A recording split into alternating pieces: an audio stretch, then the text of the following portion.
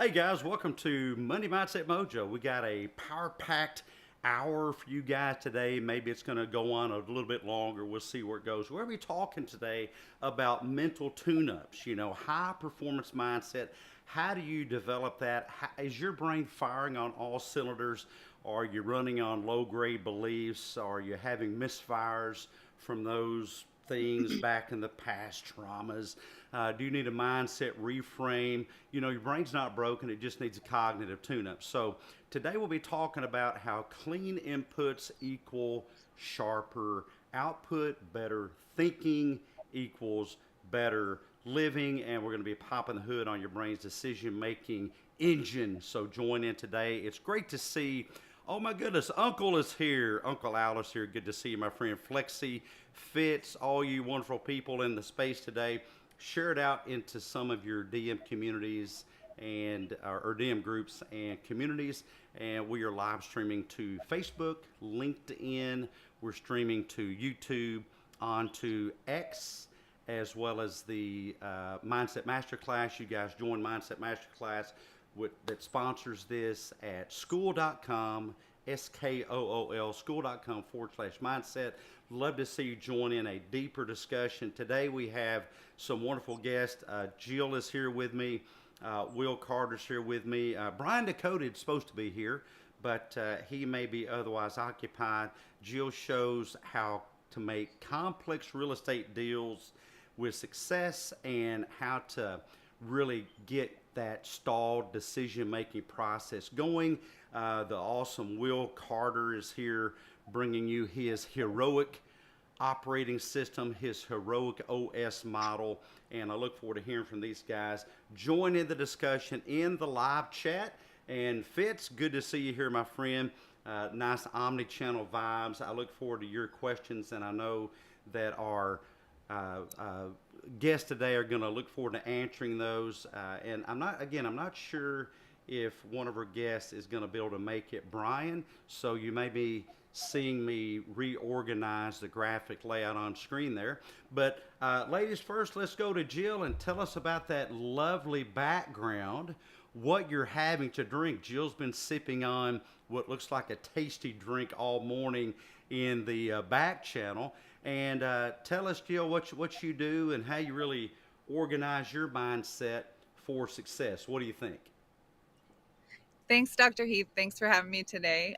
My lovely background is not actually my house, but it's part of my Living Life by Design plan. I dog sit for people who have fabulous houses.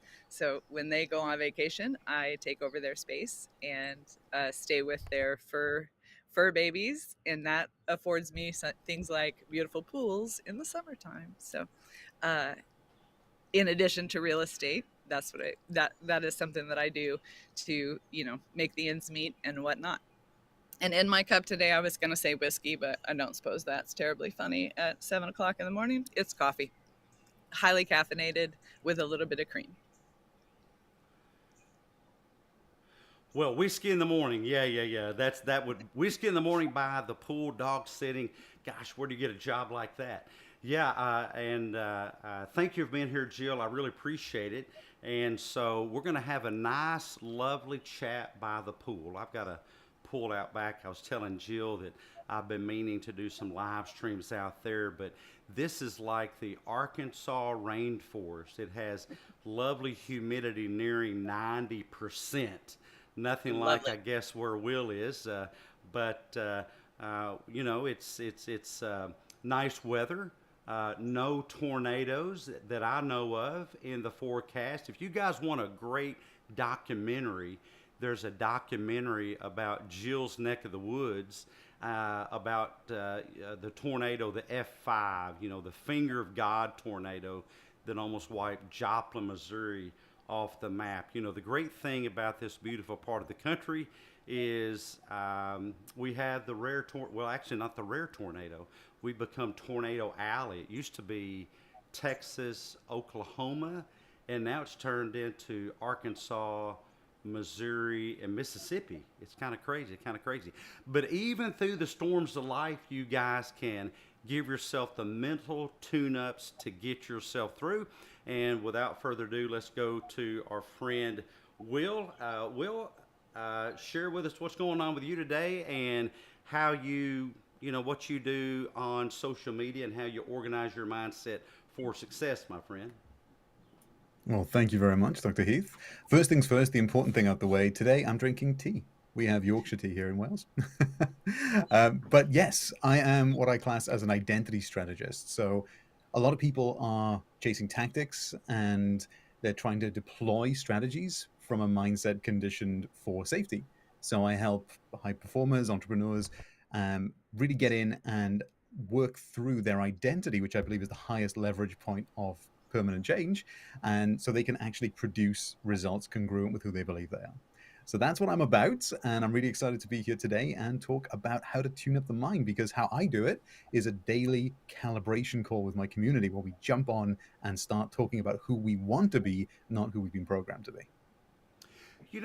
That's such a great way to start out, not with a T, but with the identity. I do have a question about the T, though. I've been watching a series that my son and I started back when he was still at home and he didn't go off to college. And there's this character called the Shade. He's like a super villain, and he's trying to turn over a new leaf.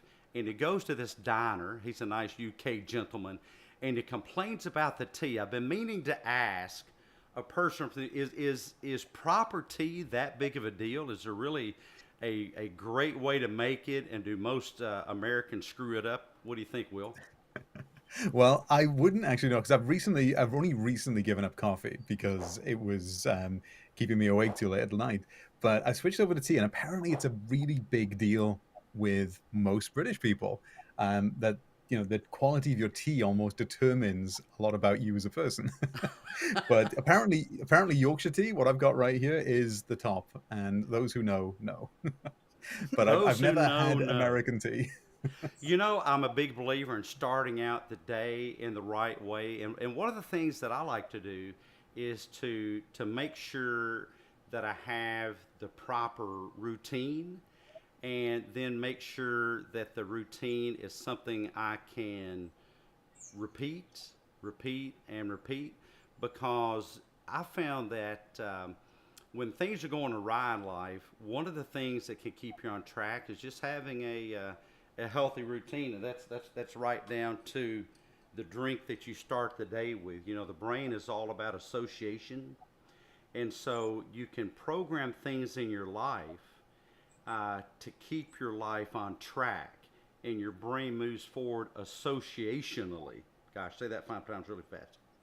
So, no matter what's going on, what's out of kilter, if you have your tea, this is oolong tea, by the way. If you have those stepping stones, then you're more likely to get back on track more quickly. So, guys, we're going to be talking today about some diagnostic keys to rebuilding that decision engine, and we're going to start off talking about some mental backfires and how those old scripts really do stall present day progress. And so, what about you guys? Do you find that you've been sabotaged by some old scripts, some scripts that really just didn't serve you well? That little voice echoing in your head telling that you can't do it, you can't make it. And if so, what have you found workable that really helps you create new scripts? One of the things that I do for myself, and yeah, scripts are very important. The words that we say to ourselves in our head determine a lot about how life turns out, or the decisions that we make, or the things that we do, what we're successful at, or perhaps what failures that we have. I wore my favorite t-shirt today. It says, "Fear is Oh, others." Bruce Lee. Love And it. I think fear is often I'm trying to keep my head in front of the sun that's rising right behind me so that it doesn't blind anyone. You're Um, blocking out the sun. I am You my won't get large. a tan on this broadcast today because Jill is blocking out the sun. That's right. That's right. But I think that all around the mindset and the scripts that we have. So I work very hard to change my mental language. I will replace words, and I heard an Olympian discuss this once and said that instead of feeling nervous before she went out on the gymnastics floor, she changed that word to excited. And that was so fascinating for me. And I started to do that, and it works just amazingly. And another thing that we used to use with kids at school, I'm also a retired elementary school principal. So I Oh, bless have a your lot of heart.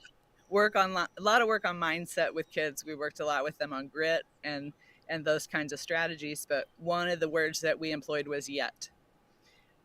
So if it's something that you're trying to do and you can't, and you get in the frustrated place, you must add yet. Like, I can't multiply yet, so that there's some, so that there's some push for success in the future.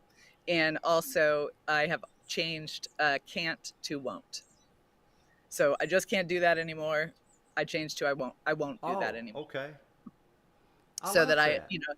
so it's an active choice of mine. And I think that's one of the most important things is shifting your mind to understand that you have all the choices, that there aren't things that are set, there aren't things that are concreted in, that you absolutely have all the choices. So those are a few things I do for myself.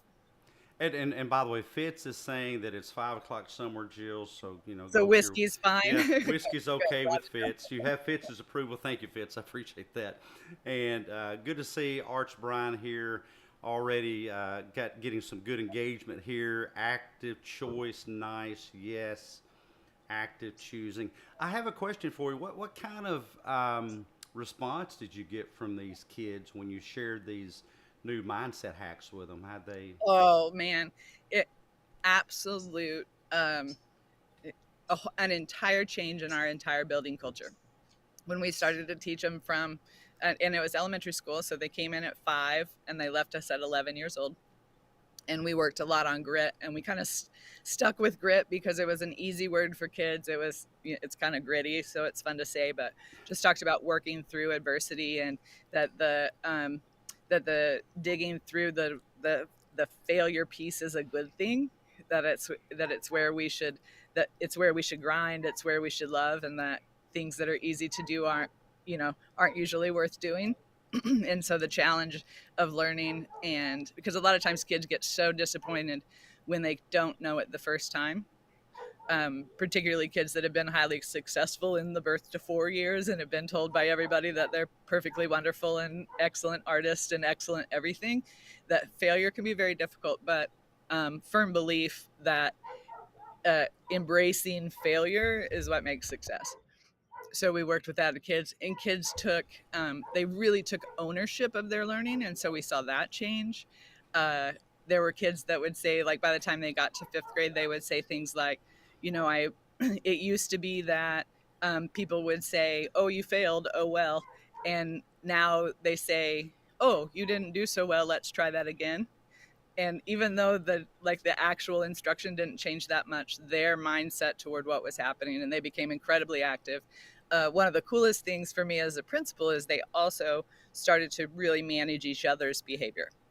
Hmm. So when new kids would come in that were kind of like those passive learners, or were in kind of disruptors in the classroom, the kids would say, stop, we're here to learn, like, we got stuff to learn today.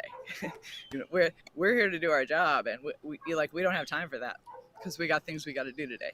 So Yeah, that makes especially with kids, you have to get. I tell parents all the time, you have to give them a reason to do something, and the reason, the lowest level reason is because I said so. Why should I do this? What am I going to get out of it? And one of those things that I had to learn as a parent is I had to get used to the opportunity of my son failing. I had to acclimate my own mindset to my son failing. And you're right. A lot of kids are raised in an atmosphere where they can do no wrong. My son was that way. In many ways, he was the perfect kid. Not because he's mine, but all this comes from his mother. But he was the perfect kid. And I remember taking him to try out for what's it called, the city league or some type of city basketball team or whatever. And the parents couldn't attend. That was against the rules. That the coaches didn't want the parents sitting there mucking up the works, and so I sat out in the truck. My son came out of the gym, and I saw a downcast look on his face. He obviously looked disappointed. And by the way, here's why it's a mistake to think you can read faces, because even if you get it right, you get it wrong. He got in the truck before he had time to tell a story. I said, "Oh my goodness, son, I'm sorry that you didn't make it. I'm sorry you didn't make it." He said, "You knew I wasn't going to make it," and he almost burst into tears. See, what I was telling him, or what he thought I was telling him, is I knew you didn't have what it took. I knew you didn't have what it took. So since then, I've stopped doing that. I let him tell a story. I brought you here to fail. Yeah, I brought you here to fail. That's right. That's right. I said, "No, son, I didn't know. I just saw you look disappointed." No, no, no. And so I will believe in him and wait on his speed to tell his story. But my whole point of this story is I had to, as a parent, get used to not catastrophizing his failure and to seeing that as an opportunity to develop this grit that you're talking about. Because guess what, parents? The parents listening in the show, thank you very much. We got about 200 folks across all social media platforms listening. Share out the live stream. It really helps us out. And there may be parents and others that need to hear this information, so share it out. But I've started looking at those opportunities because guess what, parents? There's more failures where that came from. The physics of life isn't that you're always going to get your way, nor that you're always going to have your say. And so we need to come side by side with our kids and show them how to navigate not getting what they want, because there's going to be some really steep hills to climb. One more story, and I'm going to go to Will. In my neck of the woods, near my girlfriend's house, who's now my wife, by the way, there was a hill. That darn hill was way more than 45 degrees. Even my big truck would struggle to get up it. So one of the things I taught my son was that struggle is normal. Struggle is normal. The other thing is, although you can get up it most days, we get ice storms and things like that. Jill, being in Missouri, you know that. And I'm in Arkansas. But even though my engine has what it takes, sometimes the physics of life are just not going to allow it. So it doesn't matter how big an engine I have in my truck. It doesn't matter that it's a four-wheel drive. It doesn't matter that I've made it up the hill before. This time, due to the ice on the road, the weather of life, the physics of life just aren't in sync with me getting up that hill. Doesn't mean there's not going to be another day. You know, I'll wait for the physics of life to change while my mindset remains the same. Sometimes it's good to have a hard head. While my mindset stays the same, and I'm just waiting on that next opportune day to make it up. You can be at your very best and not make a goal, but that's not because you're not at your very best. That's not because you don't have what it takes. Listen, folks, we live in a world where there are the physics of life that, well, are created by, I would say, as a believer, the Creator, and then there's the physics of your mindset. Don't change the healthy physics of your mindset just because the physics of life may get in your way today. That's a mistake. By the way, the psychological term is called over-accommodation. Changing a healthy belief to be an unhealthy belief just because of an event, situation, or circumstance. Sarah's here. Patriot Sarah, thank you so much for reposting the space. And Long Brain is here. Great to see Long Brain here. I appreciate you, my friend. Live video, awesome to see you here. Good to see you here also. And Arch Brian, thank you for those kudos. You guys, if you have questions, any questions at any time are A-OK. We love those. So just share those questions and we'll get to them as soon as possible. But let me go to Will and see what you have to, some feedback on maybe what Jill said or I said, and how this has been applied in your life or the lives of your family. What do you think? Well, the first thing that stood out to me with what Jill said was how much the what she was describing about the kids is true in entrepreneurs, in people going out there into a, we'll call it a failure rich environment, and how they interact with it. And one of the things that I've noticed the most, and it was certainly true with me, um, before I was into this kind of work, I was 20 years in sales and I led a team of mortgage advisors for the last 10. So we were in the sort of high stakes, high ticket sales environment. And one of the things that I had to teach people is that, failure is a good thing. It's necessary. So we had to undo a lot of the work that was done previously where people were conditioned to fear failure as a life or death, as a pass or fail. And one of the things I've noticed in almost every successful person I interact with is they start to view, through one way or another, failure as feedback, failure as a positive. And I love the term. I got this from, well, it was either Jocko Willink or Jack Canfield. They both say the same thing, which is the default response should be good. And then you look for the good in it. And that puts the power back inside you. But I was really, really inspired by what Jill said about teaching kids early on to accept failure as a necessary part of getting better. Because, the truth of the game is we don't arrive on the planet 100% skilled in everything we want to do, which means we're going to have to fail until we are where we want to be. So failure is actually necessary, and it's a great thing if we can maintain the identity or the mindset of this is a positive, what can I learn from it? And of course, in the moment, that is more challenging said than done. But if we can be guided, especially from an early age, Del, so I love that, that is going to set those kids up to win, because a lot of people these days, as you've correctly said, Dr. They're protected from failure so that when they encounter it later in life, when their critical factor is developed and they now have a sort of set personality, it becomes something about them rather than something about their effort.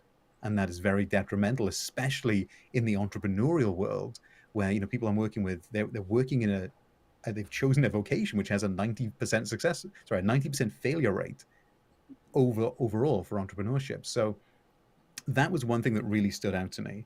And the other thing I made a note of here was when we go to you mentioned about this, your son and the conversation you had, something I picked up along the way, which has really, really stuck with me, is every conversation is two conversations. There's the one that I'm experiencing and the one that the other person is experiencing. And those are not the same.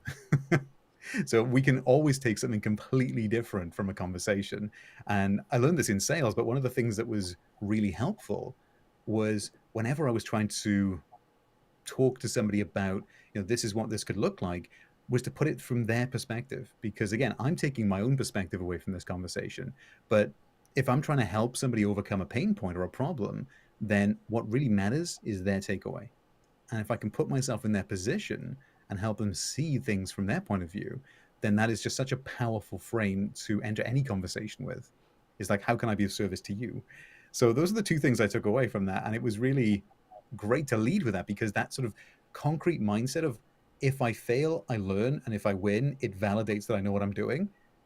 Winning becomes the less, well, I wouldn't say the less preferable, but it becomes, you grow less from winning than you do from failure, because winning simply tells you that what you're doing is working.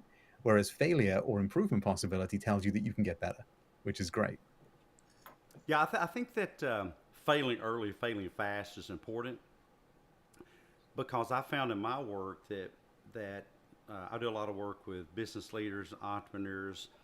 That, I don't know, it just seems like for some people the dominoes just stack up quicker, better, easier. Everything is in alignment. Everything works well. But then they start their companies and they make it big and they make a lot of money, and they think that that's the status quo. But then somebody tips over a domino, and here goes the rest of the dominoes, but they've never learned how to have a setback.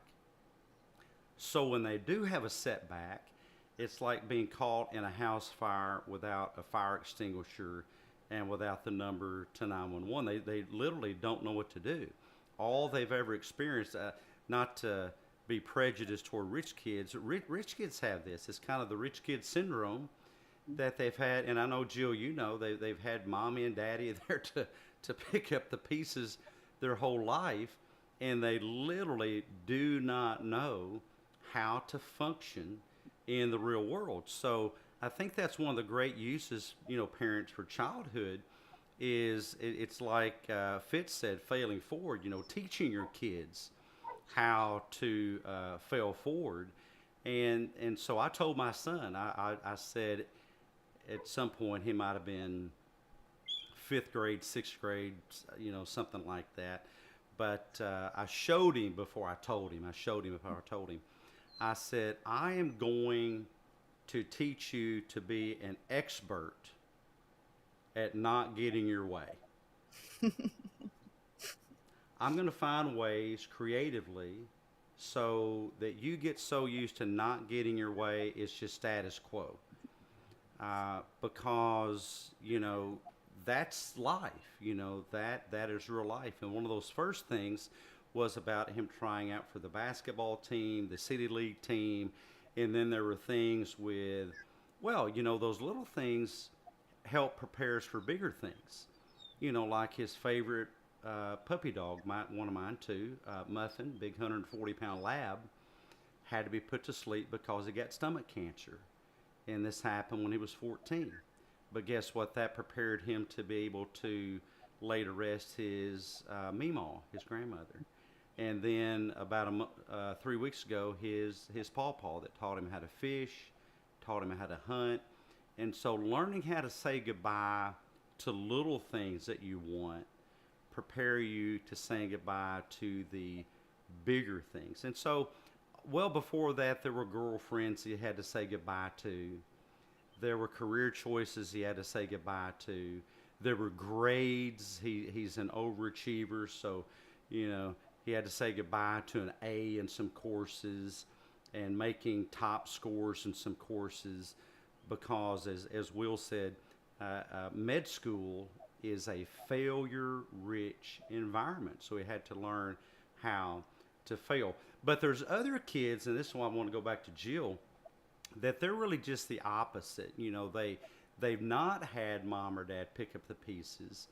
They've had parents who are very sabotaging. And so I've had some debates recently with folks who, for some reason, believe that kids don't have the ability of agency. They don't have the ability to think the thoughts they choose to think. They don't have the ability to hear what mom says and say, you know, that put down that mom had or that put down that dad had, I can decide to agree with that or not. I can decide to reject that stinking thinking, that sabotaging thinking, because some kids live in homes, it doesn't matter what they do, everything's wrong. So what kind of feedback did you get from kids that came from those homes that weren't quite as supportive when you shared this empowering message that you're talking about, Jill? Well, I think empowering message is the right thing because those kids were empowered, truly empowered to, because I think as we grow and to even take this into adulthood, we wear so many labels and so many identities that other people have given us. And often without conscious stop and think, is this an identity I choose to align with? You know, is this a label I choose to wear on my shirt? And so we worked a lot with kids on that about just one, particularly at that young age, but this also transfers to adulthood, is that if you find yourself emotionally reactive or pattern reactive to things, to be able to like just have a strategy that puts a stop sign up for you and make sure that you're making a choice, that you're not just instinctually reacting or out of habit reacting or out of environment reacting, that you have put up a stop sign and said, yep, you know, I'm going to choose anger. Yep, I'm going to choose my fist. Yes, I'm going to choose, you know, I'm going to choose a fit. Fine. But as long as you know you chose it. So we worked a lot with kids on that. I love that. I love that. My favorite story to tell about my son, I need to ask him what he thinks about me sharing this, but he probably wouldn't mind. He likes to educate kids. but he was probably 3, maybe 4 years old, and his mother was going to Walmart or whatever. We're big Walmart people here in the South, but he threw himself on the floor and started pitching a fit. And I simply said, which I call this the Andy Griffith School of Parenting, because there's a great Andy Griffith. You guys don't know what Andy Griffith is, who Andy Griffith is. Yeah. Bless your heart. Please Google that, watch some episodes. My favorite episode, Opie comes in after hanging out with the neighborhood spoiled rotten child, and thought he would use some of these spoiled child techniques like throw himself on the floor and screaming until he got his way. Andy looked over the sheriff's desk and said, "What are you doing?" And Opie said, "I'm pitching a fit." Andy said, "Well, don't get your clothes dirty." You see, he just didn't react to that. I told my son on that night, I said, I asked him, I said, "What are you doing?" He didn't have anything to say. He just continued pitching a fit. And I just said, "Well, I'm going in the living room to watch TV. When you get done with whatever you're doing, you're welcome to come join me." He's not burning the house down. He's not playing with anything dangerous. He's just in the floor whining and crying about not getting his way. I'm not going to reinforce that. So in that moment, he was presented with the decision, I can do one thing or the other. Here's what I'm getting out of this thing that I'm doing. Dad has presented me another option. When you present people options, you empower them, but they've got to know that you're presenting them with the options. If you grow up in a home like I did, where almost nothing you could do was ever right, what happened to me was I learned that maybe the measuring mechanism was off a bit. Maybe the people doing the measuring didn't have a good measure. I think I decided, well, there's nothing I can do about that. I'm going to do what I can do something about, which was for me, read books, read the encyclopedia, watch the Lone Ranger, whatever. Try to do it what I'm asked to do. But I learned early on, I'm not in control, adults, of your poor behavior. Because it didn't matter what I did. I could be a demon or an angel, and many of the adults in my life function the same. Many of the kids in my life function the same. I was bullied in school. It didn't matter what I did. So I put 2 and 2 together that if nothing I do changes the equation, it must not be me. See, that's agency, that's free will, that's empowerment. And hopefully, if you've got kids in your life, whether it's a niece or a nephew or a grandchild, my grandmother was great at teaching me this, because my grandmother took me under her wing and, among many things, taught me how to make granola. I'm a big granola lover. But also taught me empowerment. And so, yes, kids have the ability to choose this mindset over this mindset. I started learning that by the time I was in kindergarten or first grade, what to think about the misbehavior or poor behavior or low character behavior of other people in my life. And even if you're not a kid anymore, even if you're an adult, you can decide to think about all these decisions under pressure. And like Will started out, the biggest decision is what to think about yourself. So let me go back to Will on this decision making under pressure, and Will, you can address any of that stuff we just talked about. But how do people develop the right mindset about themselves when the pressure's on? What do you say about that? Well, first of all, I want to touch on the point that you made about when children pitch a fit in an attempt to get their way, because this is going to give a great example of how we can actually challenge this later on. When I was in corporate banking, I would see high-paid executives, when they weren't getting their way, hit their fist on the table, go red in the face. Exactly the same behavior, because they never had it challenged. in the way that you described. And I think that that is very telling, because the first way that we challenge our behavior is through awareness. There's nothing else can happen if we are unaware, because the behavior patterns are, for the large part, subconscious. We made a decision at a young age that this is what this means about me. And every time we encounter that situation, we run it through our perceptual filters. And our brain goes, yep, this is this database. Here's the response, deploy. So the first thing we must do, and it sounds like you had a great early experience of this, is that awareness of, okay, I actually do have a choice, but that requires present tense awareness in the moment, which is where we have this gap. And I learned this from Viktor Frankl in his book, Man's Search for Meaning, the gap between the stimulus and the response. And the beautiful thing is, once you have a predetermined, I think Jill mentioned this before, once you have a predetermined plan, so this happens, I deploy this instead, and you design it.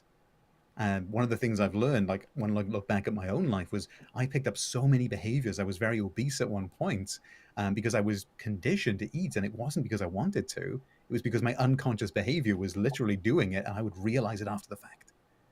And so many people with addictions are like that. They'll justify it with logic, and which is another thing we learn, is that our logic is controlled by the paradigm. So it's not necessarily on our side for our highest desires, just to keep us safe. So to come back to your point, if somebody is in pressure, so they get into a situation, the brain starts thinking, oh my gosh, there's we call it sort of a metaphysical tiger, because the brain doesn't really have the firmware update to understand, no, this is an email, not a tiger. It deploys the same sort of internal response, and we get into that fight or flight, that sympathetic nervous system expression. And in that moment, it can be really challenging to get that in the moment awareness. So what we do is we train for it before the fact. When this happens, I have a plan. When this happens, I have a plan. So if this comes back this way, great. But I'm a big believer in the idea of you adopt the identity of that which you choose to be. So, for example, and a lot of big sports personalities have attributed their success to this. If you were the 10 out of 10 version of you, is the way I like to frame it. If you were the 10 out of 10 salesperson and you got this email, how would you respond? Would you let it shake your confidence or not? Great. Capture that, deploy that in your arsenal so that when this comes up, you have a way to respond under pressure. Because if you don't have a plan, what sort of biology says to us is that your mind seeks safety always at the expense of future success.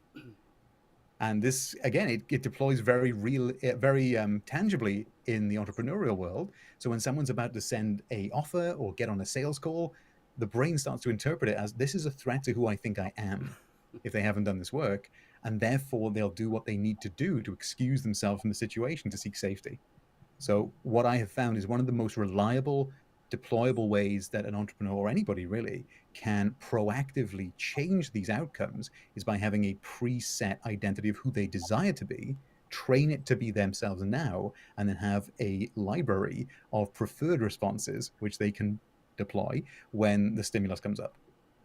I love that. I love that. See if I got this right, because it sounds like you're. Oh, and by the way, our friend Hitch Slap says that Will is an incredibly sapient young man. And so you have fans out there. Hitch, let me just say that I got your DM this morning.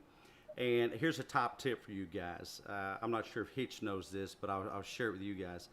Is in forming my own identity, I look for fans and cheerleaders. I look for friends who are fans and cheerleaders. Hitch sent me a message this morning that I'm going to save it and play it to myself 30, 40, 50 times throughout the next decade or so, because it's such a great supportive message. And so I have a kudos file. Speaking of identity, I have an identity, and that is my target belief. That is my bullseye belief. Things that stick, I'll save those in a file. You know, I will allow those to stick. Hitch's message this morning, I loved it. It really made my day. It got me pumped up for this live stream. Thank you, Hitch. And I'm going to save that. Things that don't really fit that wardrobe mindset, I'm not going to make them part of that assembly process. It's just not going to stick. My mindset is Teflon to that. So it sounds like what you're talking about is a bit like have a wardrobe that based on a situation, you can decide what to dress your mindset up with. And I do that, Will. I will sometimes mentally do a thought experiment in a conversation of being Anthony Hopkins as Odin talking to Thor Thor. And uh, my favorite line is it says, "But you're not king," So he's always the king.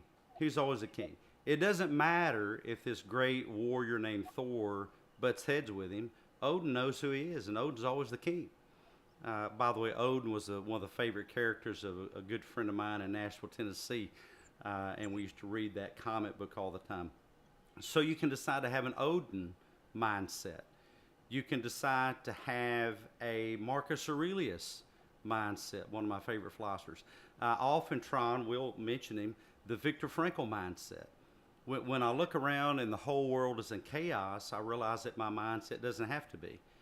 Viktor Frankl in some type of concentration camp of chaos, but I can't manage the chaos out there. I wouldn't try. I can't do anything about it, but I can do something about managing the chaos inside of my own mind. So I really love how you put that, decision making under pressure. Now, one quick question though, and you can respond to any of that, but do you find that leaders that you work with, people that you run into, like in the industry that you're in, that they, for whatever reason, they choose all the most ill-fitting mindset pieces of wardrobe? They just can't help that they're their greatest saboteurs. You see people do that?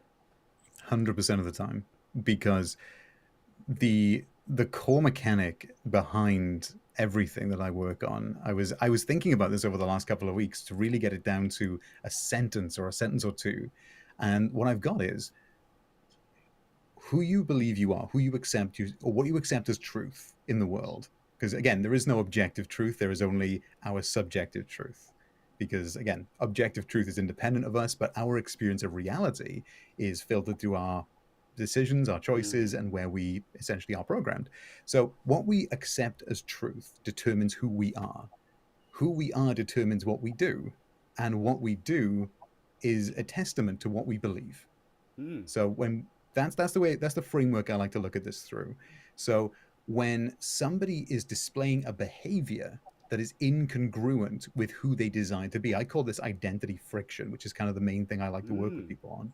And that's basically where I want to be this person. I want to be a 7-figure entrepreneur, but my actions and who I am displaying myself to be is in contrast with that. It's in friction. So I'm doing the behaviors of somebody who wants safety more than success. And that's usually the core issue. So what we'll find is that people say they want this thing, they'll maybe even start working on it, but as soon as they start to transcend what their mind or their subconscious mind thinks is safe and normal for their identity, they will self-sabotage back. But I prefer to call this self-correction because the brain is doing exactly what it should be doing, which is being congruent with the identity as the highest leverage point.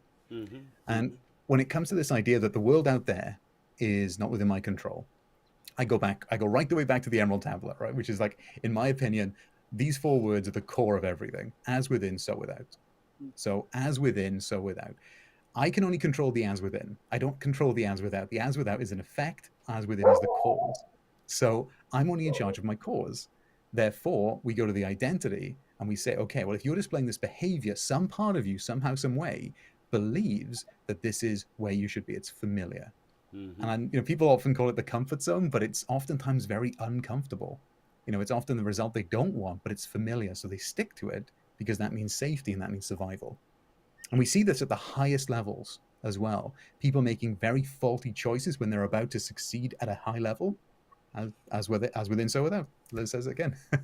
But we see this in the biggest stages possible. Politics, we see this with actors, we see this with athletes. They're about to do the very thing that will hit their goal, but then they self-correct back to where they believe they truly belong.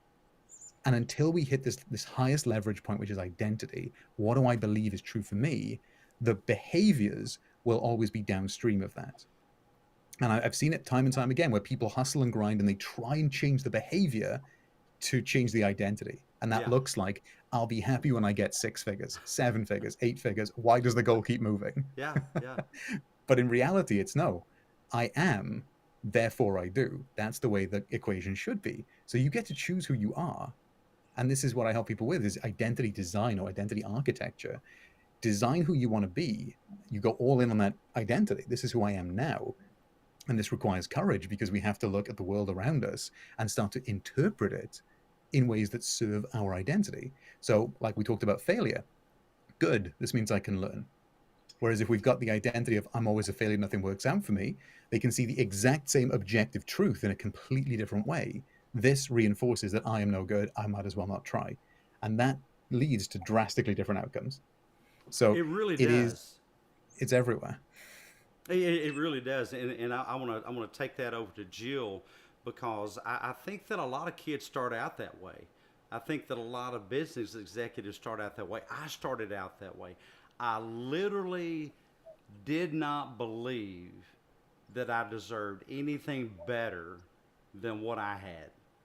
I believe that I deserve poverty. I believe that I deserved a outhouse. You folks who don't know what an outhouse is, it is exterior plumbing. Google it. But that's what we had when we moved to Arkansas. I just believe that I believe I didn't deserve higher education. I believe that I did not deserve success. And by the way, you know, some of you guys know that follow me, but one of the biggest struggles in my life was when I made it big after building half a dozen behavioral health clinics and the money was pouring in. I literally sat in a state of despair and depression, believing, number one, I didn't deserve it, but believing, number two, it was going to be taken away. It was the success, or the beginnings of success, were some of the most miserable times of my life, because that was a juxtaposition between having, which I thought I didn't deserve, and not having. And so my mindset was pulling me back down to that comfortable status quo that Will was talking about, which we'll go to Jill. I would imagine that you ran into a lot of kids. I guess it would be learned helplessness, just thinking, yeah, what did you confront as a elementary school principal of that, Jill? Well, I think honestly, if we're being honest, we all still encounter this in ourselves constantly. I mean, I think if you're continuing to grow and continuously improve, this is not something you can just learn and zippy. It's real easy. It's something you have to continually reinforce in yourself. And certainly saw this in kids. And I love the things that Will said, so spot on and absolutely. And the metaphors that we used with kids was to talk about like these are the muddy tracks, and I'm in Missouri, rural area. These are the muddy tracks through the pasture. And if you're in those muddy tracks, the truck kind of drives itself, and you keep staying in those muddy tracks. But when you try to get out of those muddy tracks, very bumpy. Anything happens, correction of the steering wheel, likelihood you're going to go back into that path that has been your habit. And the same goes for how we choose our emotions. So if I am used to going to my undeserving place, my fear place, or my anger place, that's the easiest place for me to get to. So having to be very conscious about retraining where those tracks are, or leveling that out. We also used, I don't know if you guys remember, choose your own adventure books. So sometimes after the fact, I would work with kids in my office of kind of writing up the story of what had happened, and then writing for their character what could they have chosen. So what are the choices for choose your own adventure that would have taken them to a next page? Because I think a lot of times kids that are stuck in those that hard set mindset, instead of and they're lacking flexibility or some executive functions for flexibility, they get very stuck in not being able to predict multiple exit strategies. So they cannot think of choices in the moment, or be able to think through outcomes very well. And that comes a lot from the patterns of our background. So if we have not had a lot of predictability in our home, so not sure where I'm going to sleep, not sure how mom's emotions are going to be, not sure, if we're going to have dinner, kind of thing, we really lack a great deal of predictable outcomes. And so that really impacts, and it has to be really trained on that thinking process of what could happen as a result of my my basket of choices that I have. So that's kind of how we went about it. But you know, I work with myself on this still, and it just gets more, more advanced and more new encounters that you really have to be conscious about. Are you choosing your own adventure? I love that. I love that. I think it's kind of strange and funny, but I think it's very useful if we consider why not write your own adventure book. Write out your story of I am this or I am that. I am becoming. I am doing. I am planning. I am winning. I am doing this with yesterday's failure, and put it in present tense. And instead of saying I will stop smoking, I am a non-smoker. Instead of saying, I, activate it, put it in present moments tense. And Kim says, agree, Dr. Heath. I've never believed I deserved the good things in life. Yeah, lots and lots of us, Kim. How someone who was bullied have a wonderful family and a home. Yeah, you have to decide what to think about that. The first thing that kids do is they blame themselves. And then they become adults that tend to blame everybody else. And then they write books about it, that it's everybody else's fault, everybody gets in my way. And that becomes a very, very sabotaging fixed mindset. So kind of segueing from that, I'd like to talk about this thought discipline. Developing some disciplined thinking that really drives you to scale to a higher level by taking responsibility. We'll talk a bit about confidence over comparison. And so what do you think, Will? And Jill too, just jump in at any point there. I'm interested from both ends of the spectrum. How do you get kids to say, you know what? Yeah, I could have done better with that. I could have studied. I could have, chosen to walk away instead of wad at my fist. I have choices. And Will, how do you work with people in industry where they're like the Teddy Roosevelt of their industry? The buck stops here. I am taking responsibility. At the end of the day, it's my company. At the end of the day, it's my venture. It's not the market. I'm taking responsibility for it. What do you think, Will? Then we'll go to Jill. Yeah, well, it's so empowering, and you touched on the two most powerful words, which is I am, which is cause. Because, like I say, I'm sure you guys have heard that whatever you attach to that is what your subconscious mind starts to accept. And to touch on one of my other favorite books, the Bible, I don't look at it from a religious lens so much as a practical lens, but it is the name that was given to God. I am that I am, and that is kind of the instruction of how you decide who you want to become. So when we work with people in industry, especially in the solopreneur space, which is where I like to really specialize, because it is all on the founder. They are the face, they are the delivery. And it's really about taking the power out of the world outside of them. Yes, there are circumstances. Yes, the market will always change, but none of that is in your control. What is within your control is how you respond, how you plan, how you act, and how you lead. And most importantly, who you say you are. Because the self-concept, this idea, and Maxwell Maltz was brilliant at this, ahead of his time, I think, when he started saying that everything comes down to the self-image, which has been called identity, which people call frequency in metaphysics. It's all the same idea that who I say I am equals what I do. So if we can empower people to say that no matter what happens out there, I am going to be okay, I am going to find a way, then that really starts to strip away a lot of the fear and the blame. Because one of the first things I ever learned when I got into coaching, and my very first coaching venture, was just accountability. Tell me what you want to do and I'll make sure you do it. Is the primary foundational cause is guiding people to take full responsibility of their own experience. And it really is that foundational when you understand that whatever happens, you're not responsible for out there. You're only responsible for what you do internally and through your actions. And then we go a level deeper to say, well, your automatic actions are determined by who you believe you are. So your highest leverage point is, who do I say I am? And that is something I get my clients to repeat every hour, put a timer. Who are you being right now? Who are you being right now? And this touches on something that Jill mentioned earlier. How do I get people to remind themselves that the power is there, because they can get lost in that sort of automatic downward spiral of thought.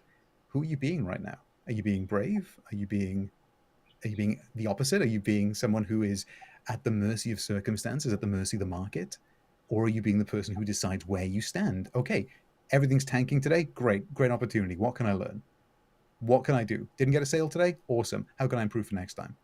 And again, I've been described as a mix between Neville Goddard and Jocko Willink, the Navy SEAL. So that's kind of where I meet in the middle. Is I'm all about the I am, the power of self-image. You certainly have the hairdo to match Jocko. Yeah, best haircut in the world. I never have a bad hair day. Low maintenance, man.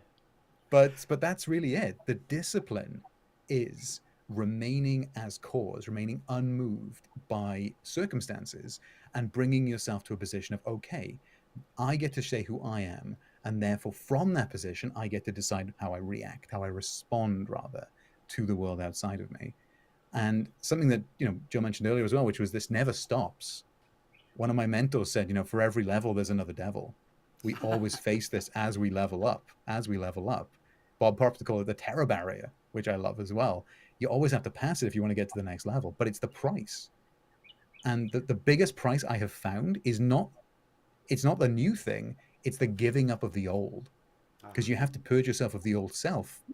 If you were raised in a home that said you'll never make it, you only deserve this much, people like us don't get that. Those are cultural beliefs. Those are very strongly rooted beliefs. And Dr. Heath, you've probably seen people who've come out from that place and now they experience grief because they don't fit in where they came from. It's a large bundle of beliefs, but effectively the price for the success that you want is to give up that which you were. And that's one of the biggest prices that a lot of people are unwilling to pay. So that's what I try and help people see, is that you are selling this old version to become the new version. And then once you become the new version, you don't have access to that old version anymore. You can't go back. You've got to remain loyal and disciplined here. And then once you are here, once this becomes you, your actions now line up and flow. And that removes a lot of the internal resistance. So that's what I've seen work very, very well. Beautifully said. The human brain really, really loves patterns. And so it loves to get what it expects. And I'll put it up there again, even if what it expects is failure.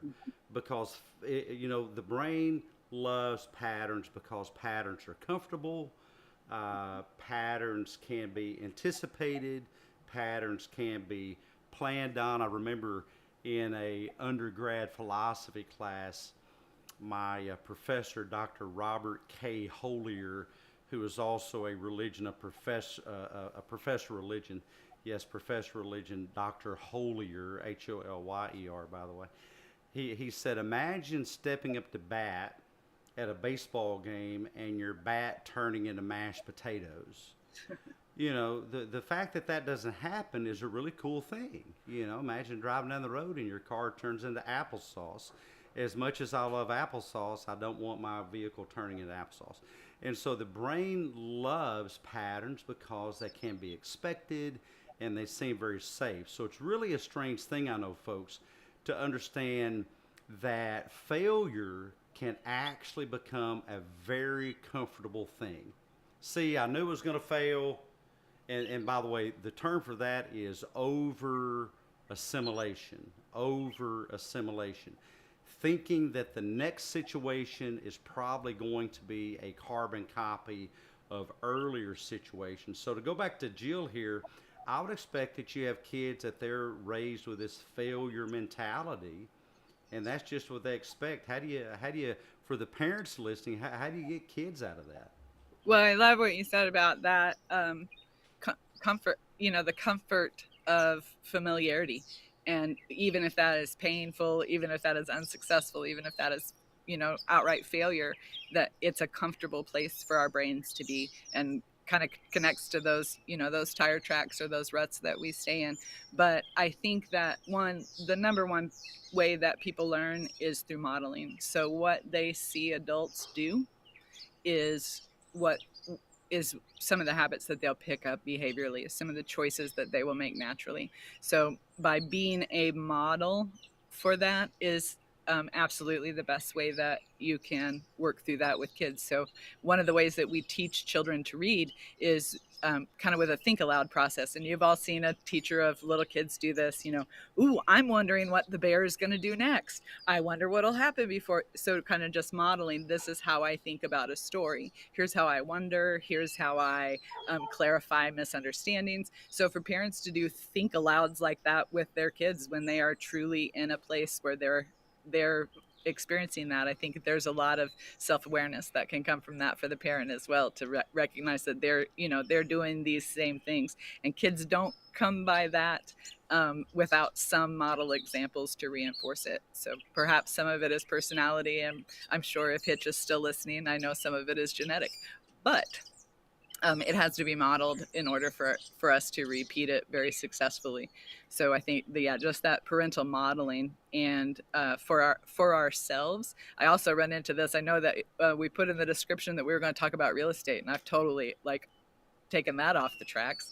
But I see this a lot in young buyers that I work with in real estate. And sometimes I just have to stop them and ask them, who is your model for this kind of thinking?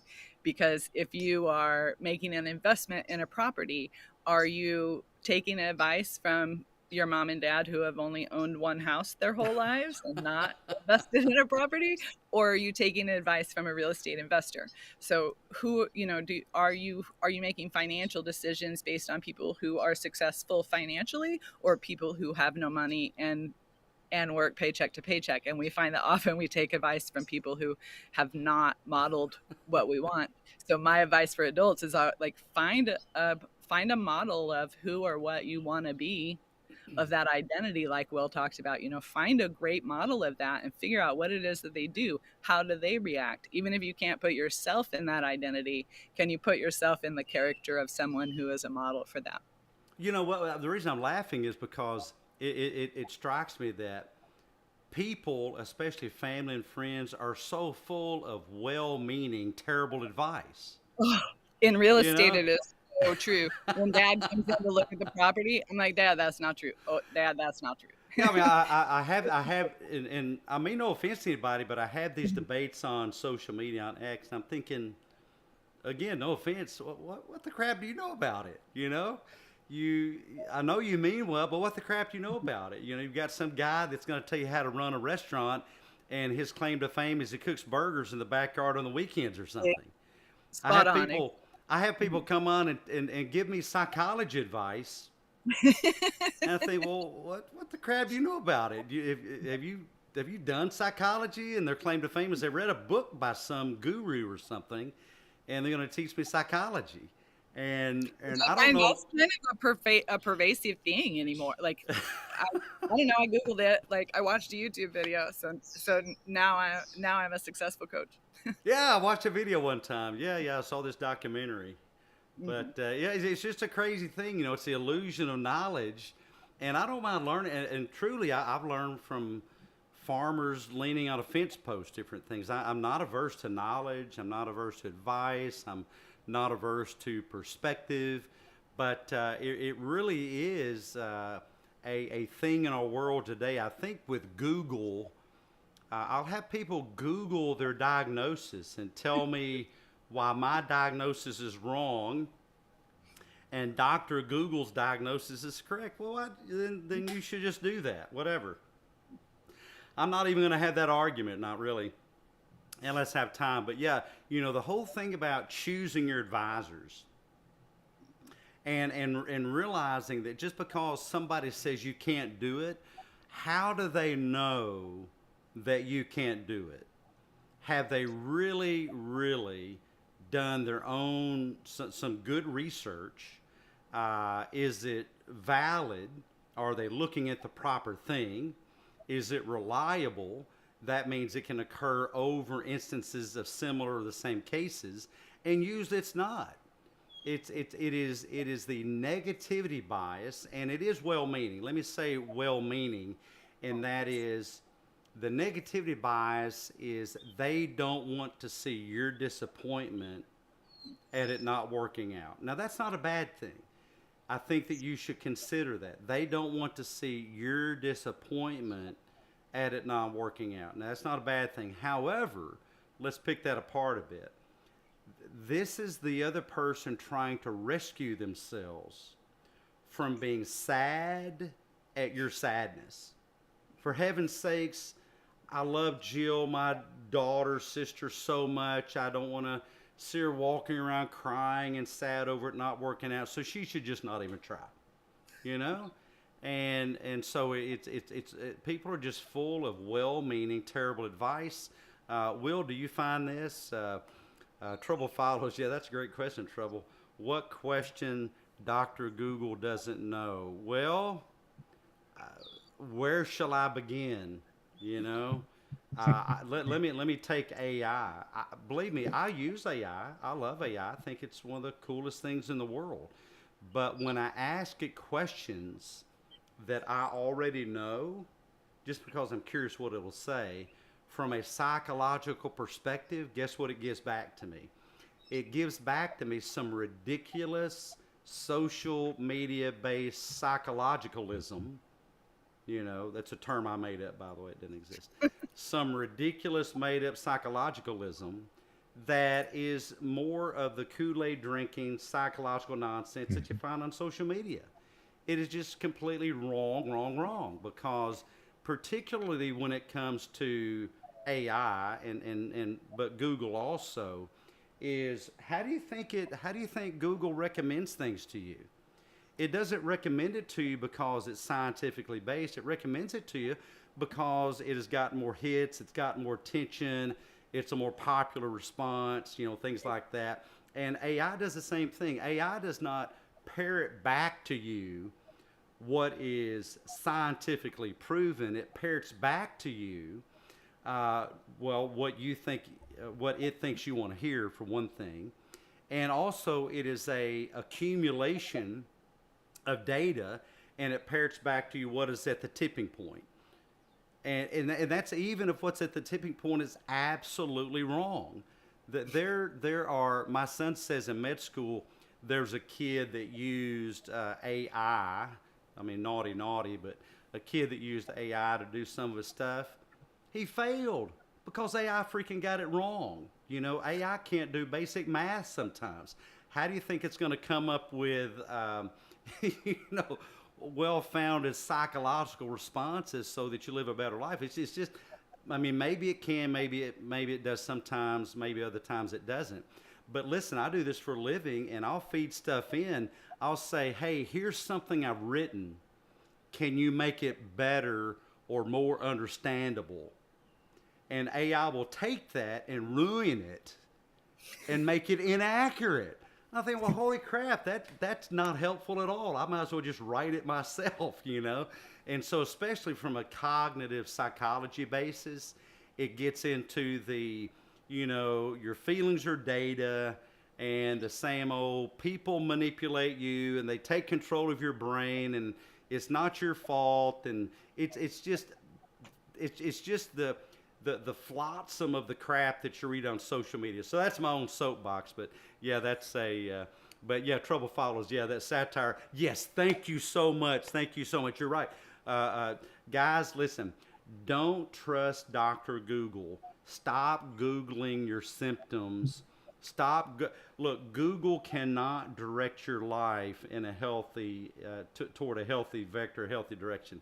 But Hitch says, AI is great for some things, but it also gives incorrect information on many occasions due to its programming. Yeah, it's just built to do that. It's built to do that. You know, you will actually have to tell AI to stop being nice to you, and please give me an answer and don't pander to me. You know, give me a direct answer and don't pander to me, because like Hitch said, in case you haven't noticed, AI is programmed to always pander to you. Now that's a genius level move, but it can't tell you if you're going to be successful in banking or in real estate. It can't tell you if you're going to be successful or effective in. It doesn't tell the future. AI cannot tell the future because the input are human beings, and human beings can't tell the future. Will, let's kind of move on here to. We're going to wrap up here in about 15 minutes, guys. Thanks for being with us. Put some. Yeah, Uncle Al says go Hitch. Yeah, Hitch has some great spaces. He is an IQ expert, even more than I am, because he studies it intensely, and he is an expert in social statistics and psychometrics, two of my favorite things also. But we're always debating people on it, and so and yeah, to that point, let me just say really quick that I'm not saying don't listen to people. I'm saying put what people tell you in perspective, right? What people tell you has a weight to it that you assign. And just because they're your favorite family member doesn't mean that what they say should have more weight. How much knowledge they have in an area is what adds weight to their opinion, because if it's grandma, she may make really wonderful cotton picking cornbread and pinto beans, two of my favorites. Try them out if you haven't. It's like heaven in your mouth, pinto beans, brown beans, and cornbread, but probably doesn't give you great advice on banking or on real estate. So how do you begin to pick apart what code to let in, guys, and what code not to let in? And I'm gonna go to Jill, then go to Will. Jill, how would you share with kids, because you really can't say just don't listen to your parents, you know? So, yeah, go home and ignore everything mom and dad ever said. So how do you help kids kind of massage and sculpt what they attend to and what they don't attend to from a elementary school, and even your real estate folks, you know, they don't need to be letting every little tidbit or bite of information in either. But Hitch, I will send you a check for that remark. I know that we agreed on a price, and I'm a man of my word. No, I'm just kidding. Thank you so much. I appreciate that. But Hitch had a great thing. My approach to people's opinions to believe but investigate. Yeah, I don't know. I mean, people, there are thousands of research studies. I'll have people say, oh, well, you know, you must not have read the research study on this. Well, you're probably right, because I've not read every research study in psychology. Literally hundreds of thousands of those, you know, and Elsevier makes lots of money out of people like me paying to read those research studies, because, you know, unless you have a contract, you can't get them. But I think this leads into my question with Jill is, take their word for it. Yeah, gosh, I don't know. But investigate it, you know. But what do you say, Jill? How do you teach people how to do that in real estate and kids also? Well, the real estate is a lot easier than the kids, often with kids. And I'm a firm believer in parental control of education. You know, we educators are partners in educating children for parents. And so typically those kinds of situations, when they became something that was a misconception or something that was coming from home, that involved, a team discussion with parents about how this piece of advice or this thing is playing out in their child's life or in the classroom. And so to have a discussion about that typically was the best way to approach that. But in real estate, I think I approach clients always with first surface assumptions. So as I have my first conversation with a client, I need to dig into what assumptions are they carrying with them into this process that may be accurate or may not be accurate, but I need to surface assumptions and then clearly set expectations. So their expectations for the process, my expectations for them, their expectations for me. And typically when we can get there, then we move forward with them understanding that I am an expert that is here to guide them through the process and can help them to manage some of that other information, because it doesn't always come from dads. You know, sometimes it comes from the national news that this market is crashing and, houses are on sale. Okay, that may be true in Austin, Texas. That may be true in LA. That's not true in Joplin, Missouri. Like so to be able to set myself as an expert guide, but also to surface their assumptions, address some of those that are incorrect, give them the information that they need to fill some holes, often is the best way to approach that for real estate, or at least what is successful for me. Yeah, I saw it on the evening news. It must be accurate. One of the reasons I don't watch the evening news, by the way, it's crazy, you know. But Or my neighbor said my that neighbor his told me that's right. and I'm like, okay, first, when people tell you what their house sold for, they are lying to you. Like, Yeah, yeah, it must be they true have a big because my yeah. favorite politician said it on TV. You know, I think it's a misunderstanding of the source of the information. You know, what is the motivator for the source of the information? And I talked about that with family members. Again, family members have mirror neurons. Mirror neurons are another person doing their best to experience your experience, okay? Your mirror neurons are doing their best to experience my experience. So, tragically, as I say, I know this sounds crazy in real therapy, but I usually have a spoon with which to stir my tea. I will say to patients, if I took this spoon and gouged out my eyeball and then started eating it. See Jill's face? She's already doing it. See, that's her mirror neurons right there. So she is experiencing my supposed experience. And when brains do that, they just want to stop it. They just want it to go away. When parents see your sadness, they just want it to go away because their mirror neurons are reflecting your experience. Okay, it's also called theory of mind, by the way. That's their motivation. That's their motivation. The evening news, what's the evening news trying to do? They're trying to keep you engaged. So they're going to tell grandiose, soap opera-like stories. What are other people trying to do? Well, other people, whether they're in banking or stocks, they love to tell exciting stories, so they tend to be grandiose. You know, they tend to tell interesting stories. But it's like Hitch said, you know, the evidence has a weight, and it's up to you what weight to assign to that evidence. And I think the biggest bulk of evidence, and I'll go back to Will on this, is your belief in yourself. So we're going to wrap up how we started out, guys, in a bit of a quick roundtable. If you have questions, do put them in the chat. Thank you so much, guys, for being here. Hitchlap, great account. Trouble follows. I love everything you said. You're right. Dr. Google doesn't know. And Long Brain, my friend, great to see you here, as well as Arch Brian, Nadira. Oh, Nadira's here. Good to see you here, Nadira. She says all of us have a strong frequency. You know, I do my best. And I had a great crew to hear today. Kim says that she loves the puppy dogs in the background. I got to get a job like that because I would love to babysit some puppy dogs. You guys send me your business. And back to what Liz said, as within, so without. Yeah, I mean, it is, as my dear friend Simone Louise says, it's always an inside job. Your thoughts are not created by other people. Your thoughts are an inside job. So how do we get to that heroic operating system where we have some really big, resilient, unbreakable code in our mindset? Will, what would you recommend as we say goodbye to our audience today? Well, first of all, we've already touched on this, but it is a game about taking responsibility. We must take accountability for everything that got us here. Because again, we must understand that we have always been expressing that which we think we are.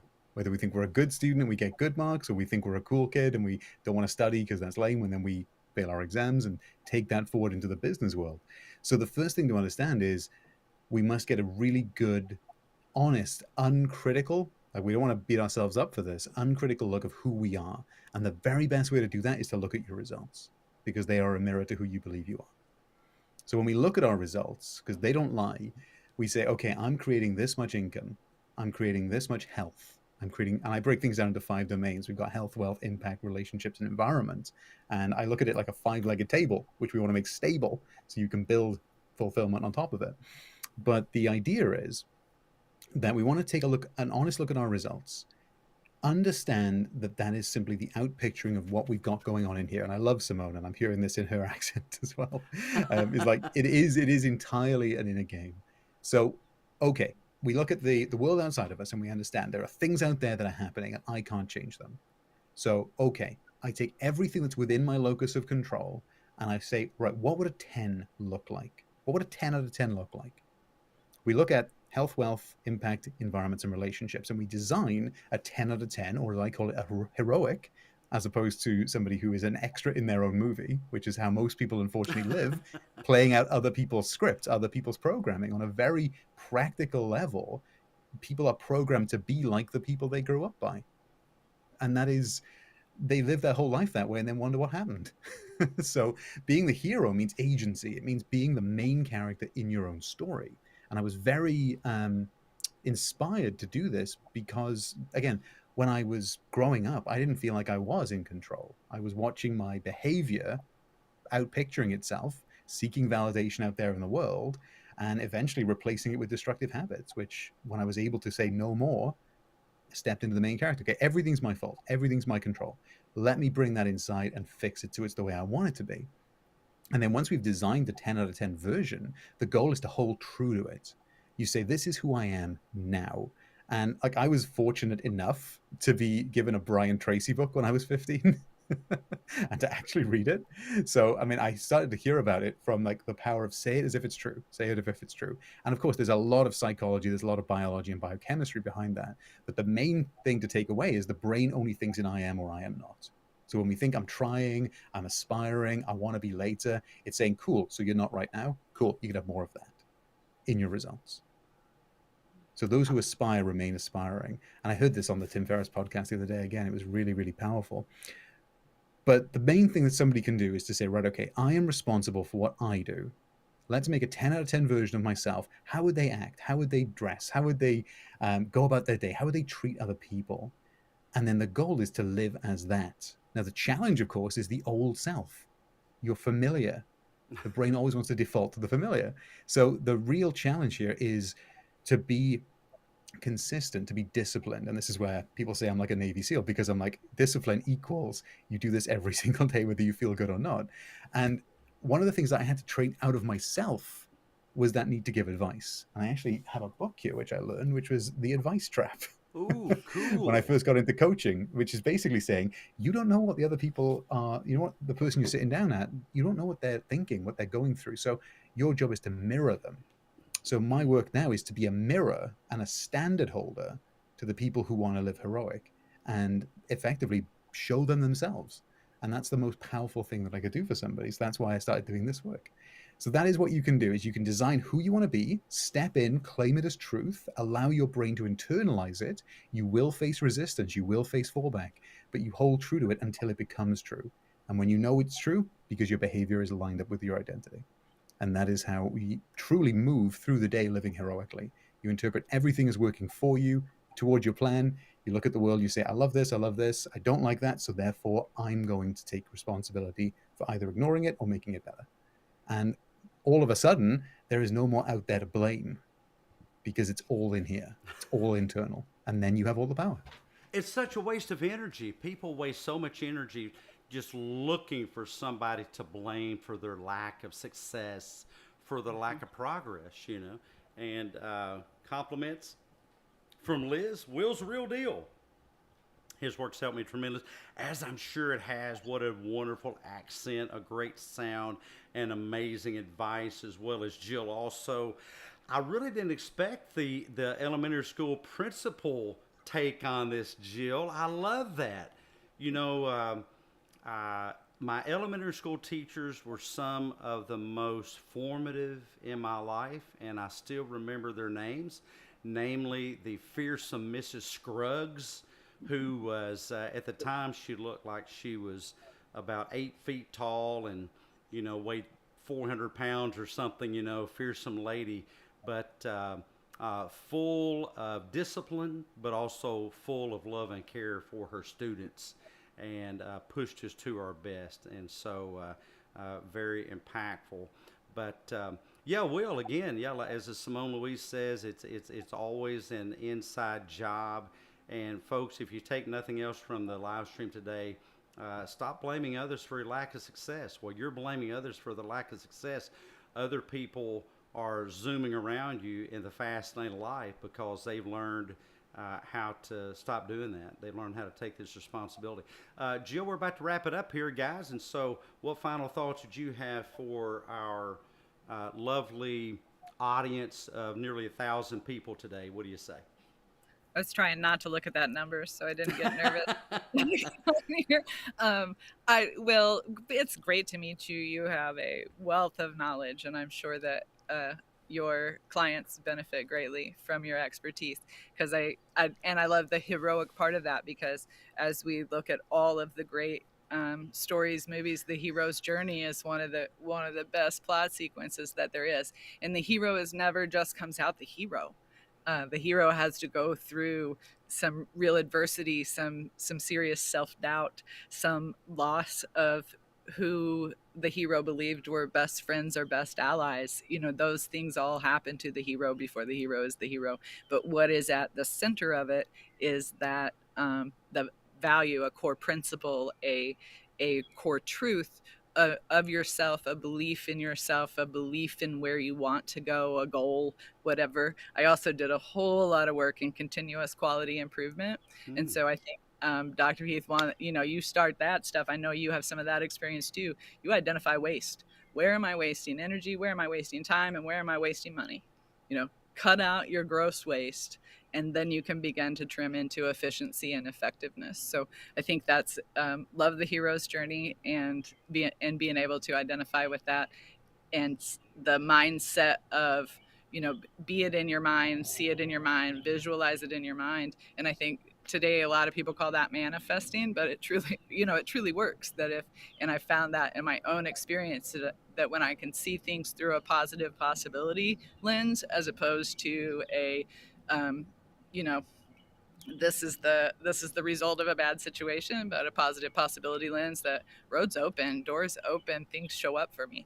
And I feel like I'm blessed from above, and I am blessed from above. At the same time, some of that is just seeing myself as the hero on the journey. But thank you, Dr. Heath. This has been a great excuse to wake up kind of before the sun. I'm not I wait when my body tells me it's time to get up. So well, Jill, thank you so much. Will, thank you so much. Beautifully said, both of you guys. And I'll just kind of in the space with kind of capping off what Jill said there, and what Will said too, is have a bullseye for your mindset.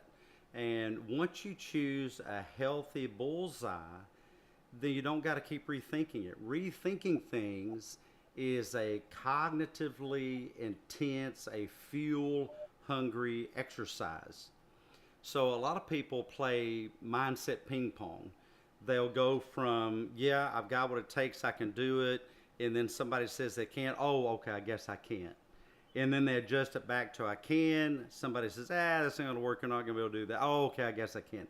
It's just mental ping pong. That is a fuel exhaustive mindset to have.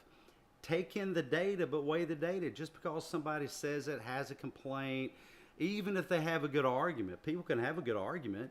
It doesn't mean you've got to, but your brain may have a more cogent argument. This one is okay. This one is a better fit for my direction in life. Take advice, but you don't got to implement everybody has a good idea. Everybody has a good idea. The other thing is lane changes. I find that people do so many lane changes. They'll get on a track headed toward their bullseye. They'll have a plan, but then they see this guy in the left lane moving quicker and think, oh, well, he must have a better plan. I'm going to toss my plan out the window and follow his plan. Well, look, his plan works for him. It doesn't mean it's going to work for you. Have a bullseye, stop the mental ping pong, and just follow that path. Because if you've planned it out with great strategy, with proper intention, and great mechanics, then there's no need to change that. No need to change that. Learn, be nimble, but you don't got to throw out, as my dad would say, the baby with the bathwater. Thank you guys for being here. I really appreciate it. Thank you, Arch Brian. I appreciate your compliments and your being here. Thank you so very much. Kimbro, a member of the Mindset Masterclass, a very wise lady herself. She lends such expertise and credibility to Mindset Masterclass, which you guys can join at school.com/mindset, SKOOL.com/mindset. Hope to see you over there. We'll be back next Monday at 7 a.m. Elvis Presley time, that is. That is 7 a.m. Central Standard Time, Memphis time, U.S., with another Monday Mindset Mojo. This afternoon, in just about 3.5 hours, we will have Midday Mindset. It is a 55 to 60 minute audio space on X talking about, gosh, dare I say it, we're going to be debating IQ, EQ. I'm going to share the science with you guys. It's not what you think. Folks will be shocked. People will be offended. Oh, heavens to goodness, we can't offend people. But we're going to be sharing the science with you guys. So join us here in about a little less than 3.5 hours. Will and Jill, y'all are such wonderful guests. Thank you for being here. And folks, we'll catch you next time. Bye-bye. Thanks, Dr. Heath.